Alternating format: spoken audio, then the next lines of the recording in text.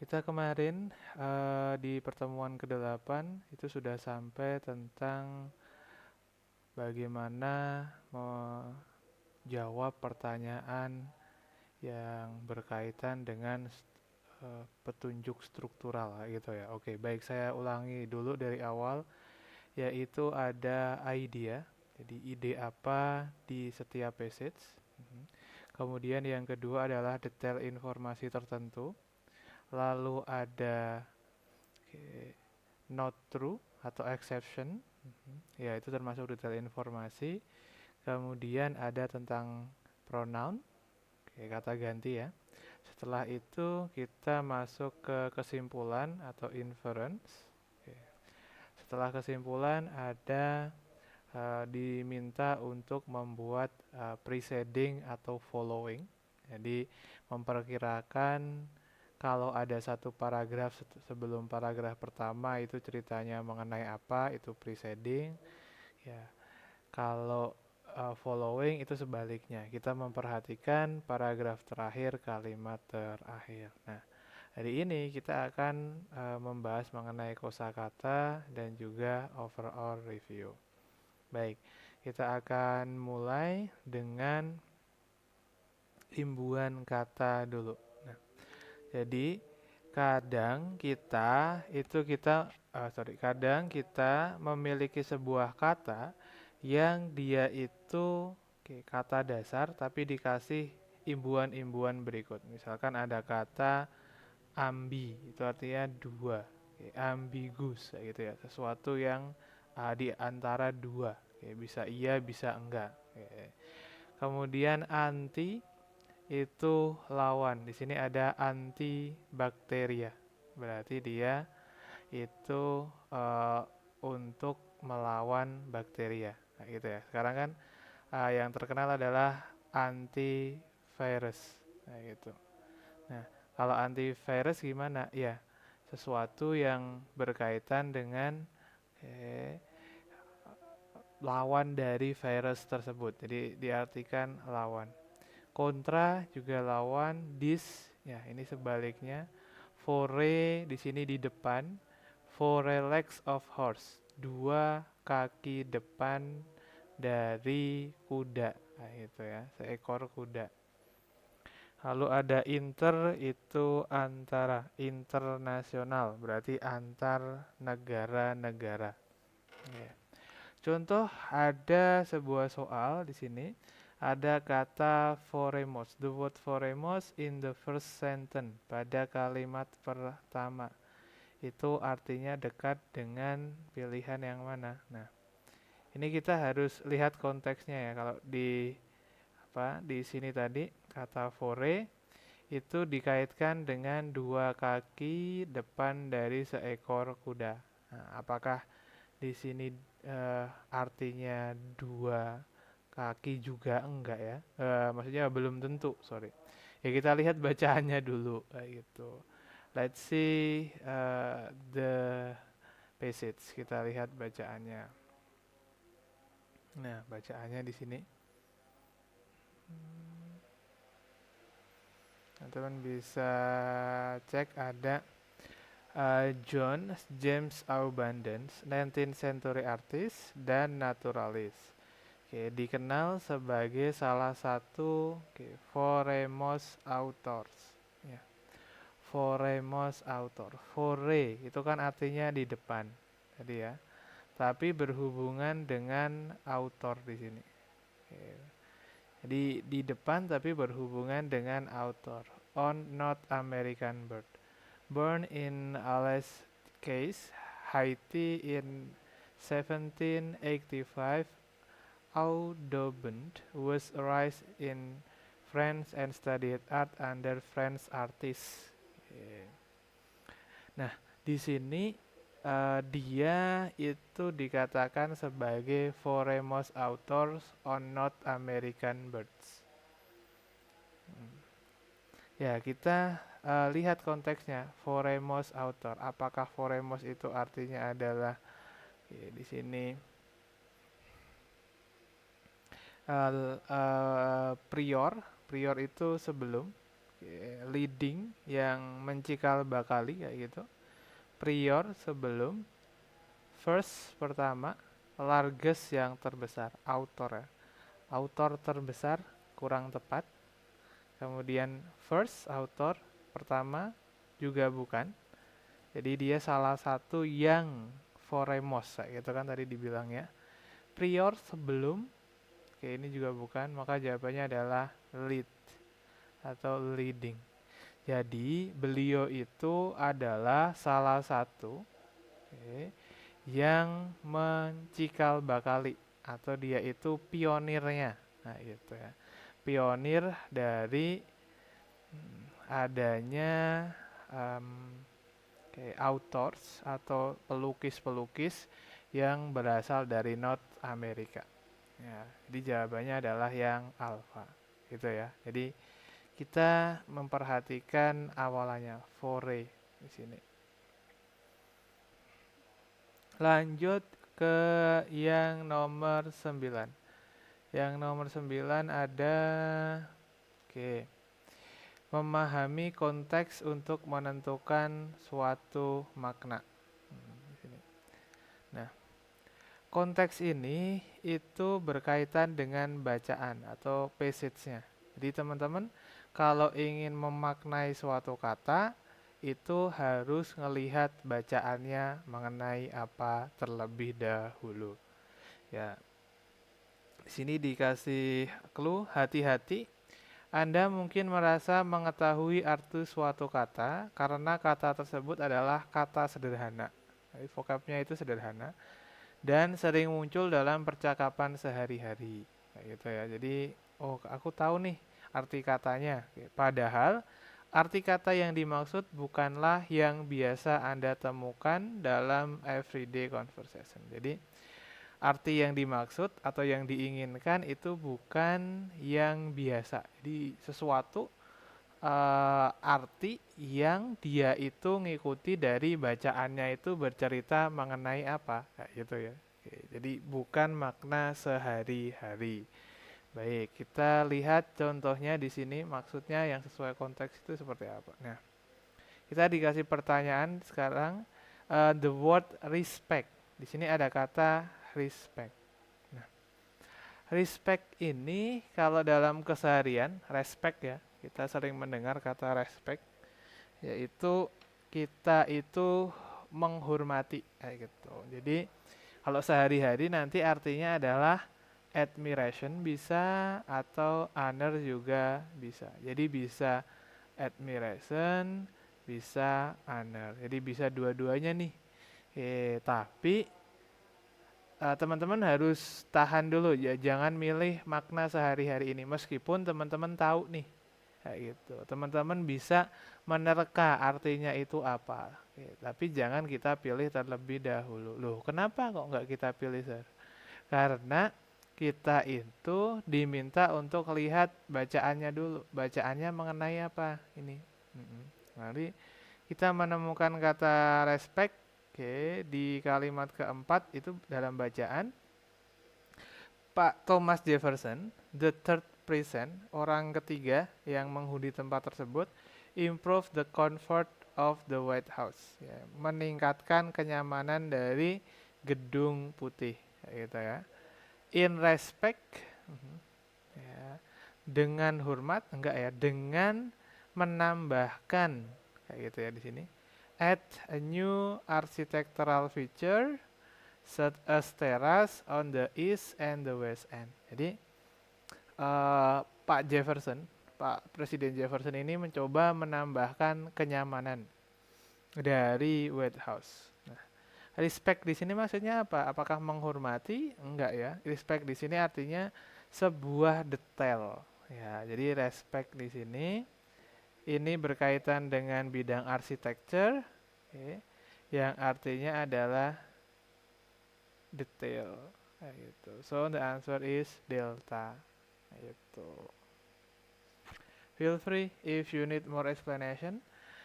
Ya, kita ngikuti dari bacaannya. Jangan kita mengikuti apa conversation kita sehari-hari. Jadi bukan makna keseharian, tapi makna berdasarkan dari apa yang kita baca atau dari bacaannya. Baik, kita lanjut ke nomor berikutnya. Nah, di sini dikasih pertanyaan lagi yaitu apa kata arti inhabitants di second sentence, yaitu sama arti kata hindered. Itu, ya.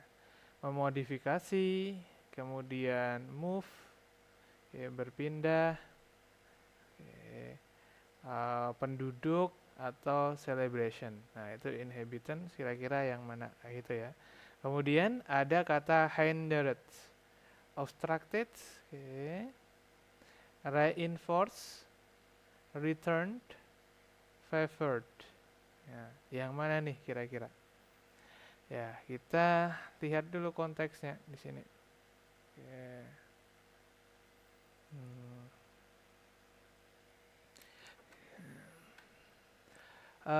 Gedung Putih, officially home of United States President, was not built in time for George Washington to live in.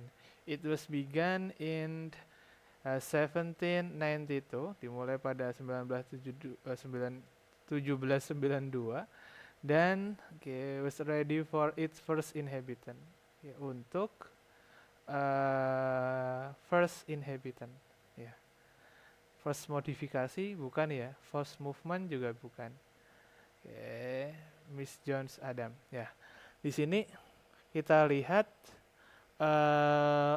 first inhabitant, orang yang menghuni, berarti diartikan sebagai penduduk atau penghuni. Inhabitants itu sama dengan jawaban yang resident. Nah, gitu ya, resident. Nanti jawabannya yang resident.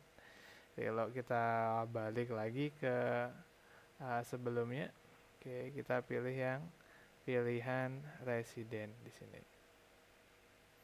Karena dia itu penduduk, kayak gitu ya. The first inhabitant, penduduk atau penghuni pertama.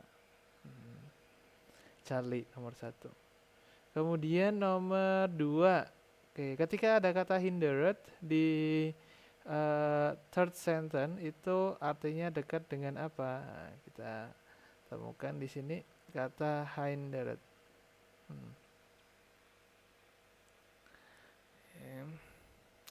When the Adams, jadi Mrs. and Mrs. Adam move in, pindah ke sini, the White House was not complete. Ternyata tempat tinggalnya presiden atau White House ini belum selesai. And the Adams suffer many inconvenience. Dan dia itu menderita banyak ketidaknyamanan. Jadi ketidaknyamanannya banyak. For example, the main staircase. Contohnya tangga utamanya itu was incomplete, belum selesai. Yang hindered movement, membuat pergerakannya itu, kira-kira apa nih hindered?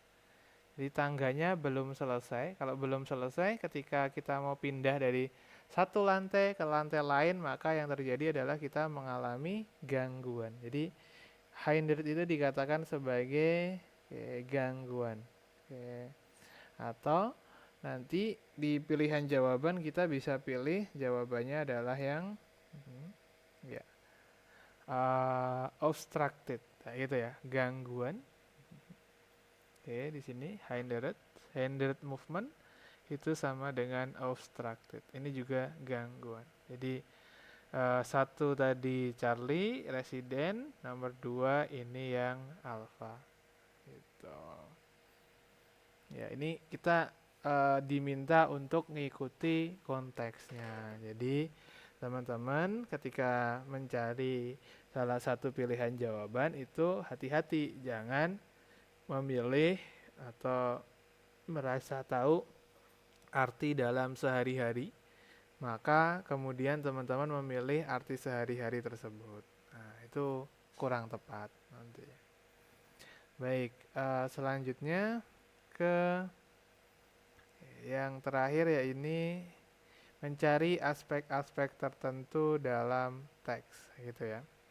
atau disebutnya sebagai overall review. Jadi pembahasan secara umum. Oke, baik. Kita berbicara letak dari pertanyaan ini. Jadi kalau teman-teman memiliki bacaan nanti yang dia itu misalkan ada 3 buah passage kayak gini, 3 buah paragraf, satu passage 3 buah paragraf. Kemudian soal yang mengenai overall review itu biasanya di akhir dia.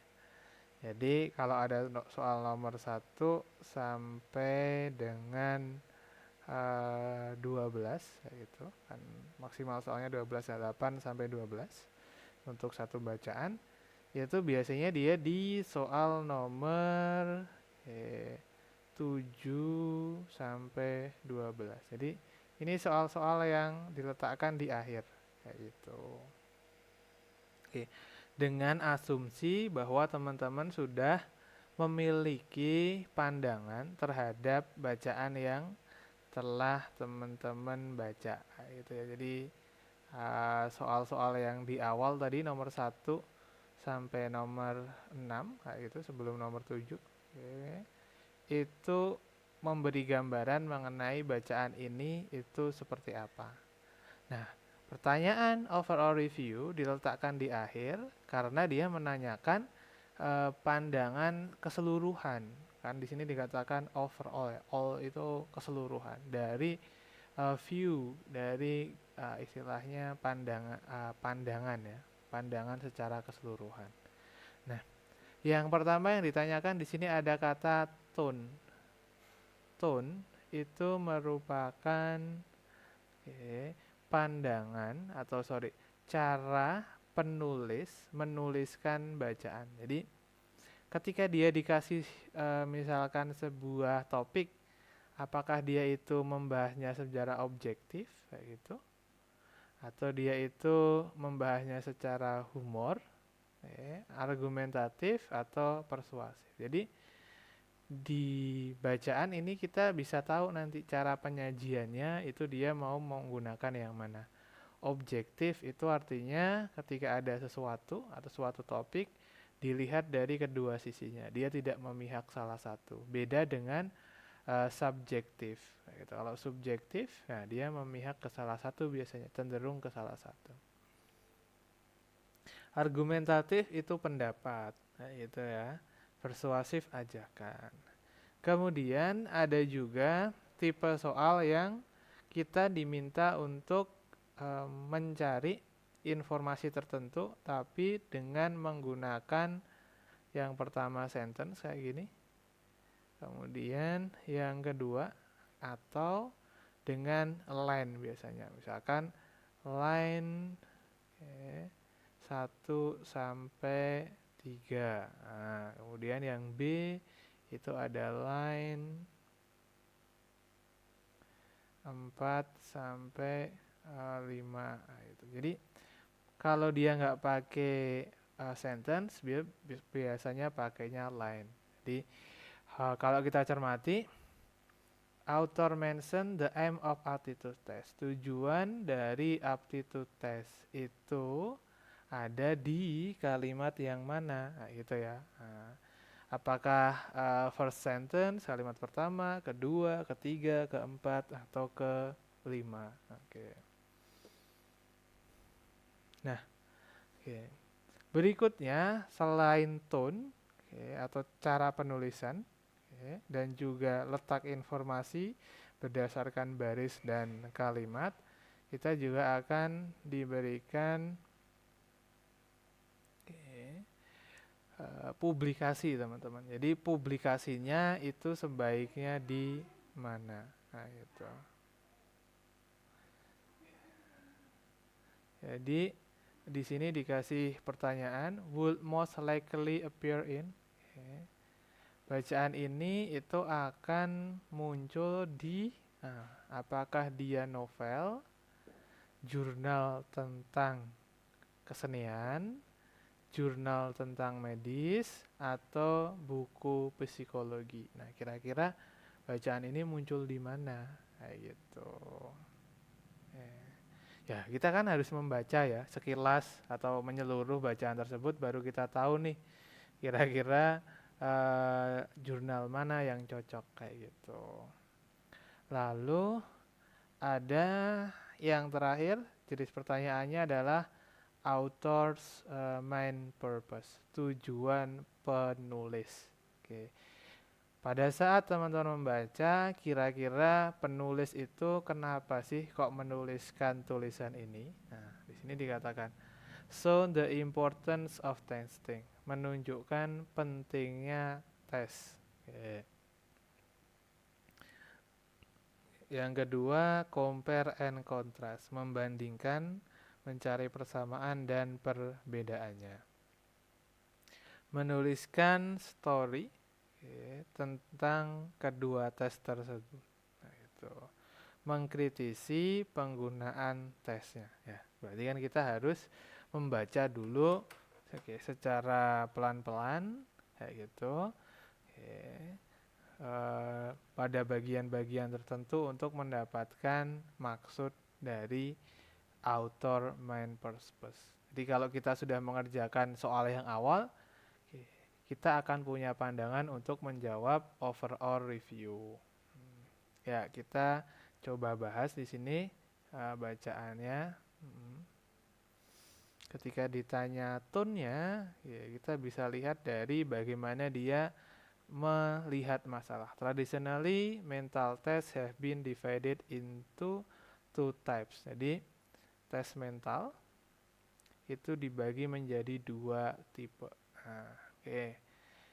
Kemudian, achievement tests are designed to measure acquired skill and knowledge, particularly those that have been explicitly taught. Okay. The potential exam required by some states for high school graduate are achievement tests. Okay. Nah, di sini dia bahas mengenai apa itu tes yang pertama, yaitu achievement test. Nah, kan ada dua tipe nih tadi. Nah, satu udah dibahas nih, satu. Kemudian yang kedua, kita lihat aptitude tests are designed to measure a personnel. Nah, ini yang kedua nih, yaitu aptitude test. Jadi, example-nya di sini. Would do better as mechanic or musician. Nah, kamu lebih baik jadi mekanik atau musician. Nah, kita mendapati kalau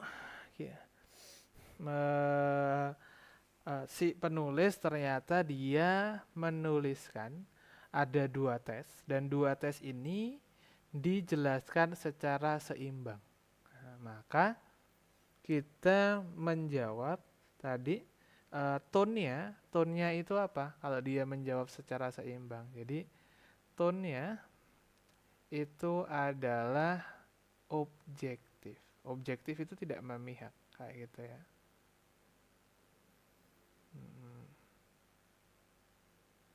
Ya, kayak gitu. Kemudian yang kedua, aptitude test itu tujuannya untuk apa? Nah, di sini nih. Are designed to measure person's ability to acquire new skill or knowledge. Nah, berarti dia ada di kalimat keberapa? Kalimat pertama ini sampai sini. Oke, kalimat pertama. Kalimat kedua sampai sini. Kalimat ketiga sampai sini. Ini hati-hati cara ngitung kalimatnya ya, jangan sampai teman-teman salah hitung. Nah, berarti dia ada di kalimat keempat. Berarti fourth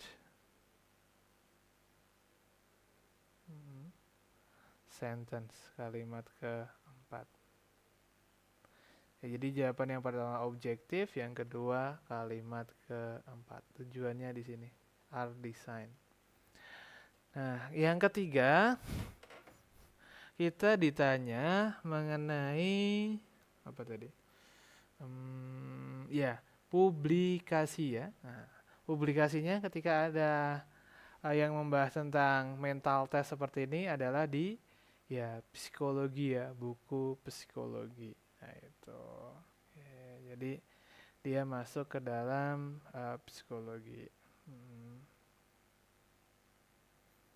Kemudian yang terakhir, however, all mental tests are in some sense achievement. This because they assume some sort of part learning or experience with certain object, word, and situation. The difference between achievement and aptitude test is one of degree and intent of intended use. Nah, di sini ya, the difference.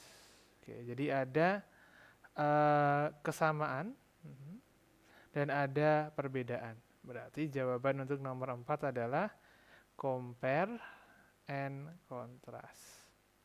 Jadi membandingkan, mencari persamaan, dan mencari perbedaan. Jadi compare and contrast. So, yang pertama ada tone and objective. Tone-nya objektif. Kemudian yang kedua kalimat keempat, psikologi book. Kemudian yang terakhir compare and contrast. Kalau kita lihat tadi pilihan jawabannya. Dari sini ya. Nomor 1. Tone-nya adalah yang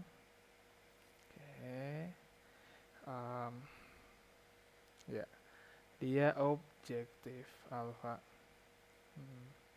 Kemudian ada di kalimat yang keempat, jadi alfa delta. Selanjutnya untuk yang nomor 3, publikasinya ada di delta psikologi book. Dan nomor 4, tujuan dari tes ini, tujuan dari penulis untuk menuliskan bacaan ini adalah membandingkan, mencari persamaan dan perbedaan antara achievement dan aptitude test. So, nomor 3 delta, nomor 4 bravo. Feel free if you have a question. Kalau ada pertanyaan dipersilahkan. Nah, tips dan triknya secara umum adalah kita itu melakukan, jadi bacaan tidak perlu dibaca semua. Kenapa? Ya waktunya ya, kita terbatas. Waktunya hanya 55 menit untuk menyelesaikan 50 pertanyaan. Jadi satu soal kurang lebih 1 menit. Baca pertanyaan dulu, jadi pertanyaannya dulu, pahami maksudnya, kemudian cari jawabannya. Jangan berpikir terlalu lama pada suatu kata atau frasa yang Anda sendiri tidak tahu maksudnya. Jadi ketika ada suatu kata atau frasa, vocabulary ya, kita nggak tahu maksudnya, ya udah kita kira-kira aja. Kita bisa memperkirakan kira-kira artinya apa dengan membaca kalimat sebelum atau sesudahnya. Melakukan identifikasi kata benda dan kata kerja penting, serta mencermati dan menandai poin-poin utama, seperti nama orang, tempat, dan angka. Tuh. Yang terakhir, jangan terlalu lama pada suatu pertanyaan. Jadi, waktu kita terbatas, gunakan waktunya sebaik mungkin. Gitu. Nah, feel free if you need more explanation. Kalau nggak ada, kita ke waktunya praktek kayak gitu ya. Iya, silahkan.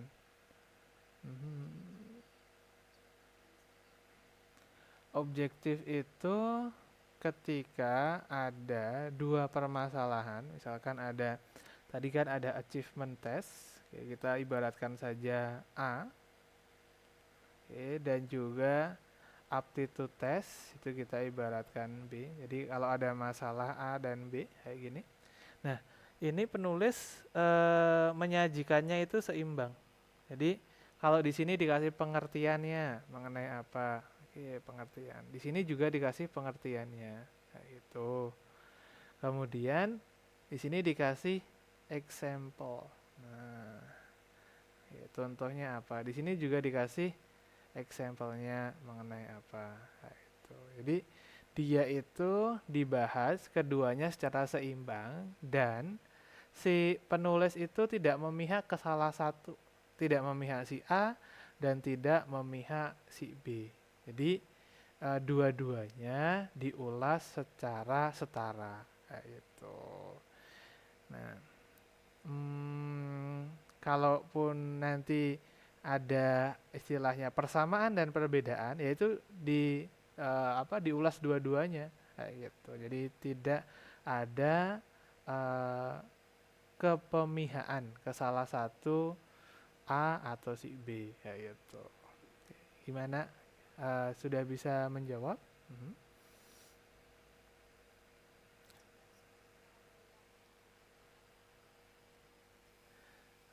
Benar sekali. Oke, thank you. Itu pertanyaan yang bagus ya dan kesimpulan yang cukup cermat. Jadi kalau kita misalkan memihak si A kayak gitu, oke, atau memihak si B kayak gitu. Nah itu nanti memihak ke salah satu itu dinamakan sebagai objektif. Oke. Tapi nanti juga akan ada, oke, misalkan masih A dan B ya, dia itu cenderung memberikan positifnya A. Positifnya A itu apa aja? Nah, itu keuntungan dari A itu apa aja sih? Nah, itu nanti dia disebut sebagai tone-nya positif. Nah, itu.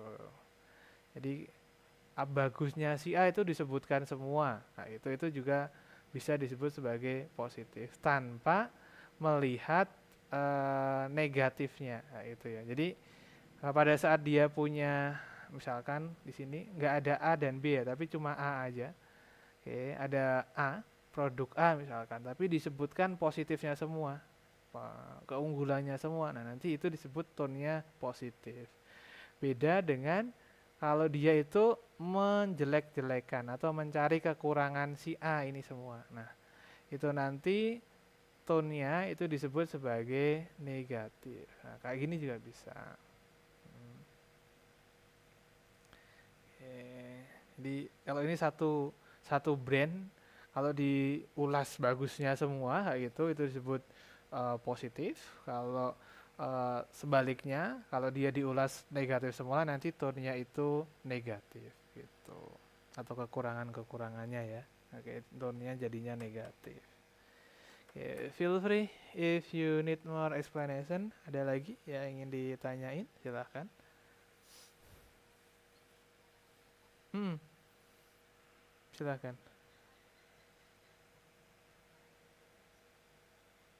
Kalau argumen itu ketika eh, ada beberapa tokoh di situ yang berpendapat. Nah, itu ya. Ciri-cirinya seperti misalkan oke, ada Pak A kayak gitu. Itu dia mengutarakan pendapatnya. Kemudian pendapat A ini ternyata berseberangan dengan pendapat dari si ahli B kayak gitu. Di sini disampaikan. Oke. Kemudian menurut si penulis gitu, jadi autor pun kadang dia berpendapat. Oke. Autor itu dia memberikan pendapatnya. Jadi ketika banyak pendapat yang muncul itu disebut sebagai argumentatif. Itu dia. Jadi ada beberapa pendapat melihat suatu permasalahan. Nah, itu disebut sebagai yang namanya argumentatif. Oke, ya seperti itu ciri-cirinya. Jadi ada beberapa tokoh di situ. Gimana? Oke, ada. mm,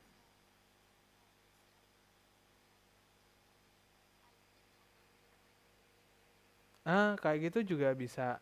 Gitu, itu secara simpelnya ya. Tapi secara generalnya itu biasanya tokoh.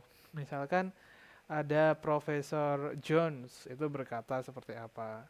Kemudian ada yang kedua, oke, Prof. Thomas gitu. Misalkan dia memberikan pendapat yang seperti apa.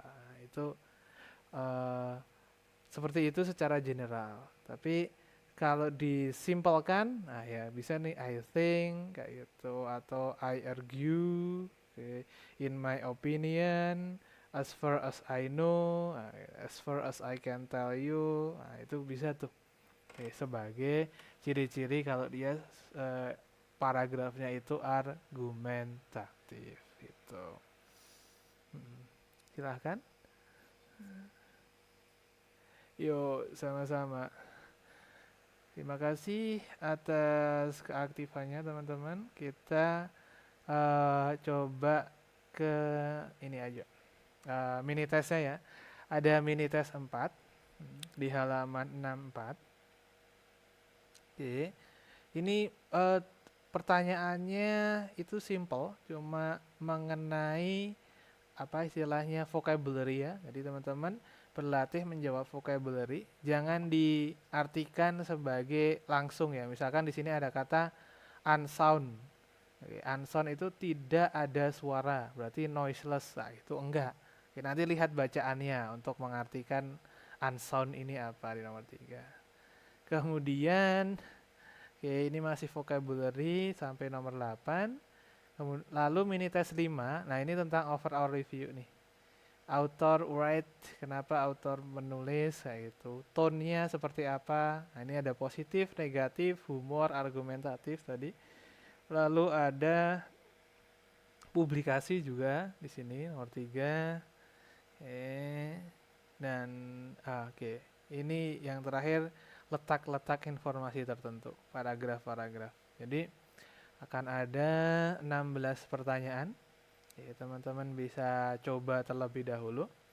Tidak tidak seperti yang kemarin ya, not true, not given kayak gitu enggak. Ini lebih smooth, lebih simple, tapi kita harus benar-benar memperhatikan, melihat dari bacaannya. Jadi jangan mengartikan langsung atau letterlek kalau kita menyebutnya sehari-hari. Ya, oke, waktunya 15 menit. Oke, jadi oke, kita ketemu jam 9 ya, kayak itu. Oke, jadi ada 16 pertanyaan ya. Oke, silahkan dikerjain dulu. Kita ketemu jam 9, nanti jam 9 baru kita bahas bareng-bareng. Baik, selamat mengerjakan. Oke, mini test 4 dan mini test 5. Nah, itu. Oke, di halaman 64 sampai halaman terakhir. Ya, selamat mengerjakan. Saya off-kan dulu audio dan share screen-nya. Ketemu lagi jam 9.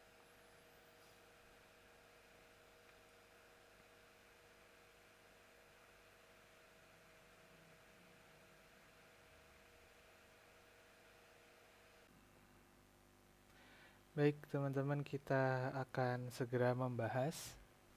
Ya, saya coba share screen dulu.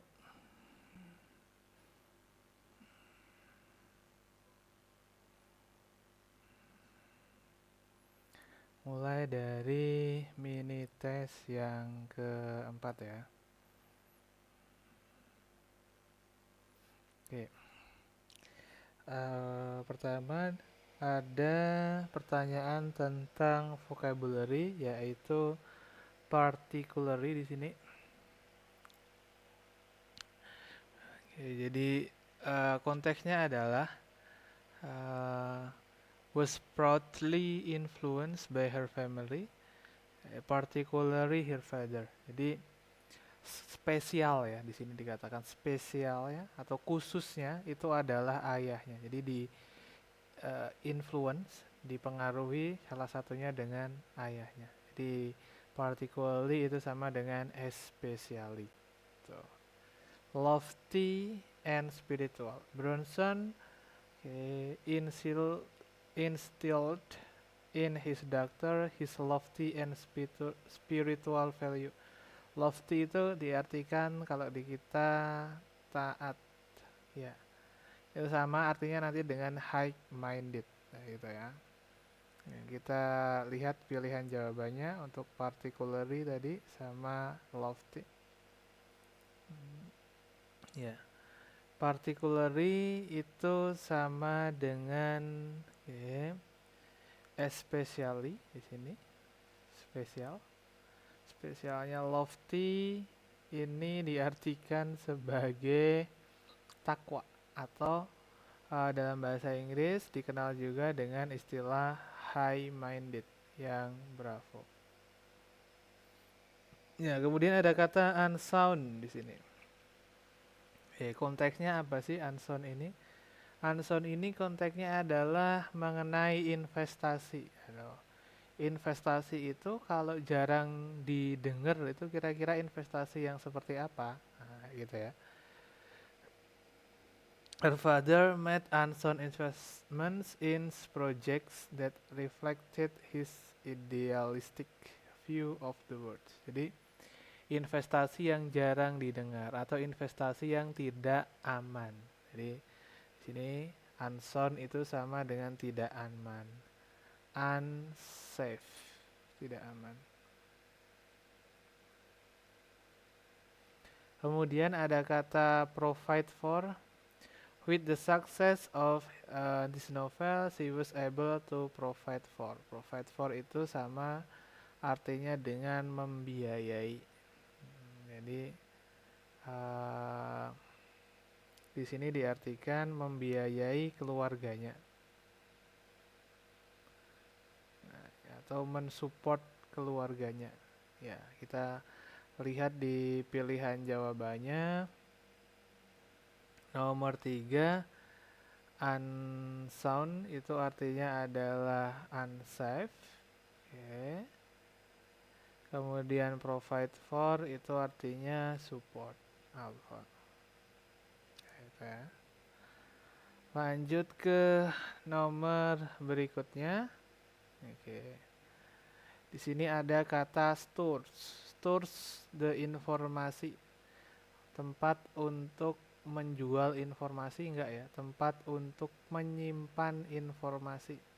Kalau di komputer ya kita mengibaratkannya itu sebagai hard disknya gitu.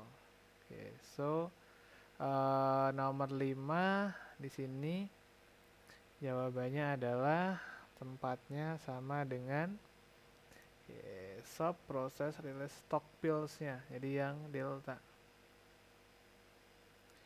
Groove and bumpy.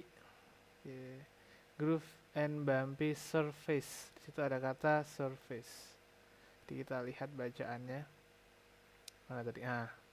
Groove and bumpy surface.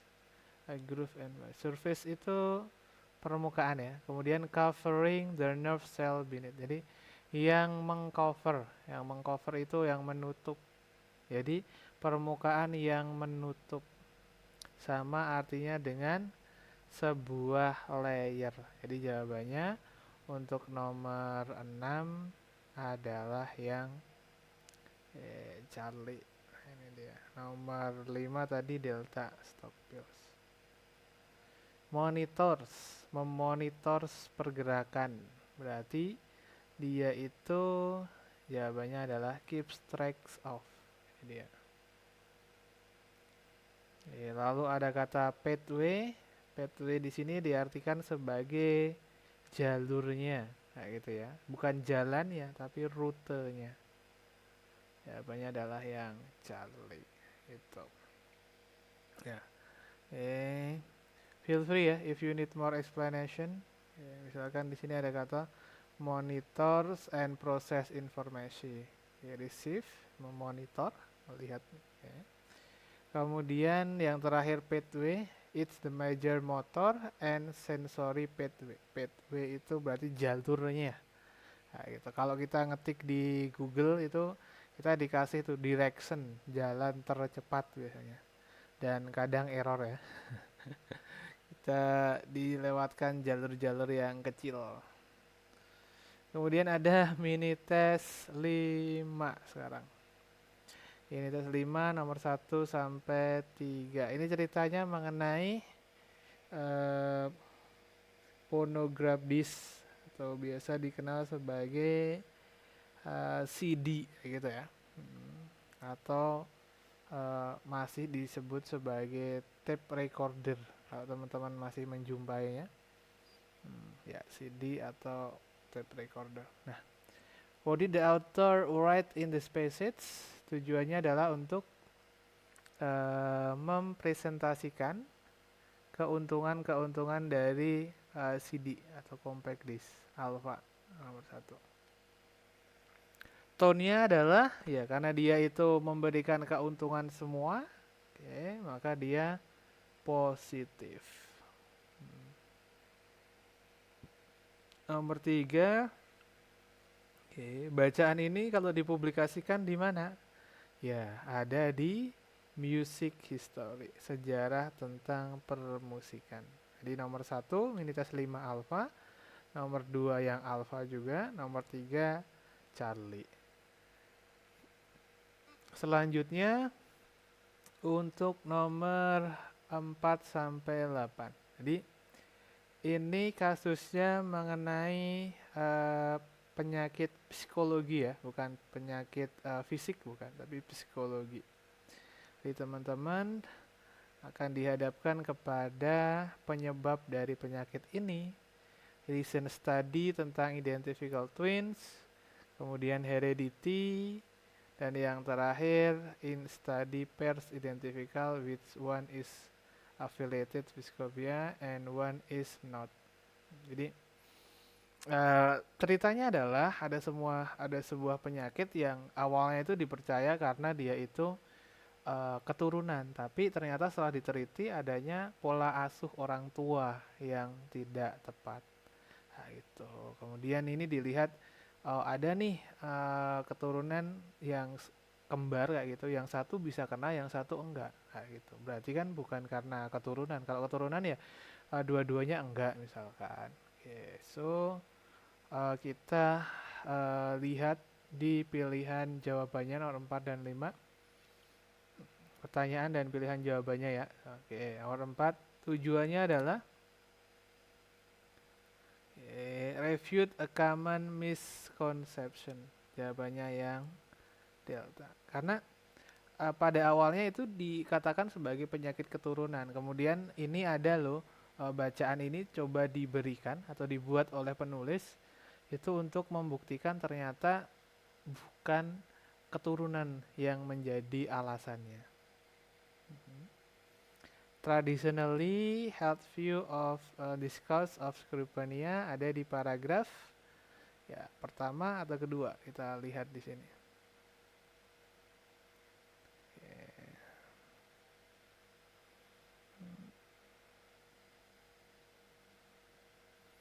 Oke, kita lihat identical reasons identical twin has been demonstrated heredity a rule in development ya. Oke, kemudian yang pertama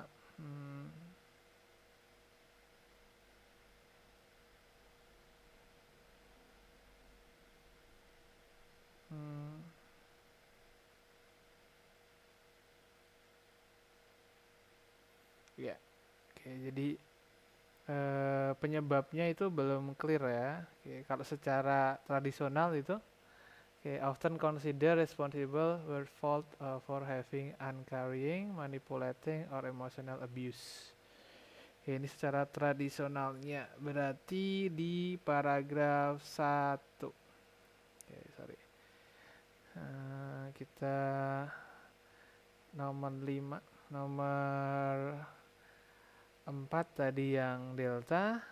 Jauh banget. Udah salah. Delta. Kemudian nomor 5 paragraf yang pertama. Nomor berikutnya nomor 6 dan 7. Nomor 6 heredity.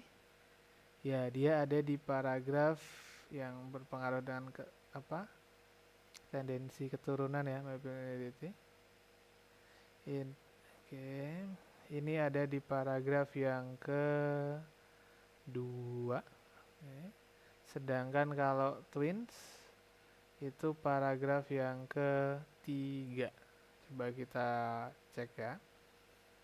Pertama adalah people may inherit the tendency. Whoever to win, nah ini fingerprint berarti 1, 2, 3. Oke. Ya, fingerprint of the identical twin. Oke.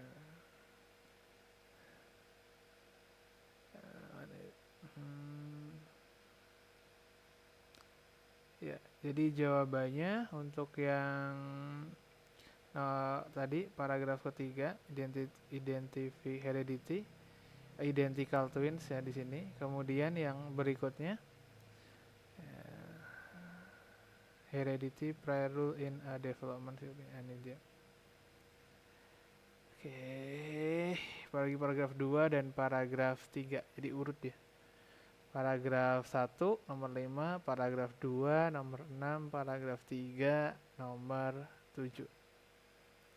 Lalu terakhir, this basic will probably assigned reading in which of the following course. Ya, apa kira-kira? Medis bukan ya? Ke psikologi. So the answer is delta. Ya, ini tadi 3, ini tadi 2. Ya. Seperti itu teman-teman. Ada yang ingin didiskusikan dulu, dipersilahkan. Jadi penyakit psikologi bukan penyakit medis ya. Medis itu lebih ke fisik. Psikologi itu ke mentalnya. Jadi hari ini terakhir untuk materi, besok kita akan ujian. Jadi teman-teman silahkan dipersiapkan koneksinya untuk besok dan juga nanti saya bagikan lembar jawabnya. Oke, saya akan pandu bagaimana mengerjakannya. Saya akan terangkan besok. Jadi besok kita ketemu dulu, berkumpul dulu di kelas di jam 20. Setelah itu saya akan kasih clue bagaimana cara scoring online ya. Terima kasih untuk perhatiannya hari ini.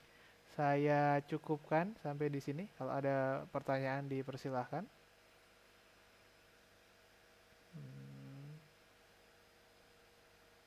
Baik, kalau tidak ada, terima kasih atas perhatiannya teman-teman semua. Let's close our class. Wabil taufiq wal hidayah. Assalamualaikum warahmatullahi wabarakatuh.